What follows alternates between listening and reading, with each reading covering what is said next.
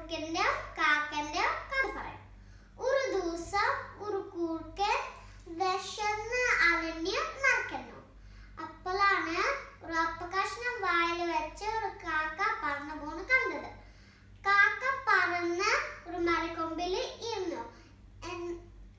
കൂർക്കൻ കാക്കയുടെ അടുത്ത് ചെന്ന് ഇങ്ങനെ പറഞ്ഞു, ഹേ കാക്കേ, നമസ്കാരം. സൂസനക്കാരെ കൂർക്കൻ കാക്ക വെറുതെ പ്രശംസിക്കാൻ തുടങ്ങി.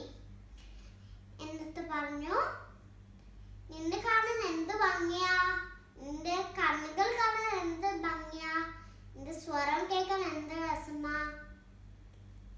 പാവം കാക്ക എല്ലാം വിശ്വസിച്ചു. എന്നിട്ട് കാക്ക എന്ന് പറയാൻ തുടങ്ങി.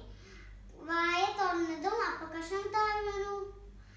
കൂർക്കൻ വേഗം ഓടി അത് കൈക്കലാക്കി.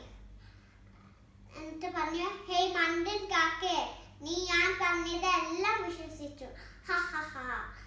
അപ്പോഴാണ് കാക്കയ്ക്ക് തന്റെ അമളി മനസ്സിലായത്. കേൾക്കുന്നത് എന്തും കണ്ണടച്ച് വിശ്വസിക്കരുത്. Thank you.